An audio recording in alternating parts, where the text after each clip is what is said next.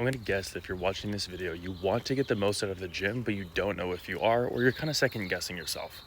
Obviously, the things outside of the gym matter. Nutrition, hydration, the stress and sleep, all that matters. But at the same time, your training is definitely important. So how do you know if you're pushing yourself hard enough? How do you know if you're training effectively? There's really only one way. You have to know how close you are to failure. There's a couple ways to figure this out. The RPE method or the RIR method. RPE is going to be rating of perceived exertion. So on a scale of 1 to 10, how hard do you think you pushed yourself? This also can be done in 6 to 20, but most people don't do it that way. They usually do 1 through 10. The other method is RIR, or reps in reserve. So 10 reps in reserve would mean you could have done 10 plus reps on that set. 1 would have been you had 1 rep left. 0 would have been you had absolutely no reps left. You couldn't have gotten the weight up again. Either model that you want to follow, the RPE method or the RIR method, in order to know if you're pushing yourself hard, you have to train to failure.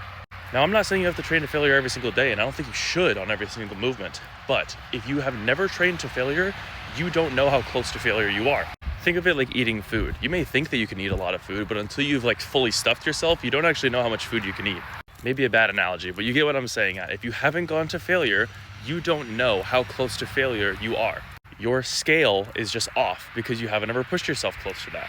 So one day I want you to go into the gym and I want you to be smart about this. Push yourself to failure. Go to the point where you cannot get the weight up. Again, be smart about this. Don't injure yourself. Don't destroy equipment, whatever else.